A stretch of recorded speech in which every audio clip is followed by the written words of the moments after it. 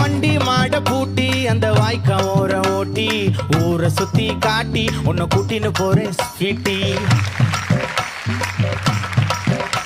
நான் ரொம்ப கோபக்காரி, நீ சுத்துற ஒரு மாதிரி ஆடிக்காரி ஏறி நான் போக போறேன் சாரி. ஓ அப்படியா?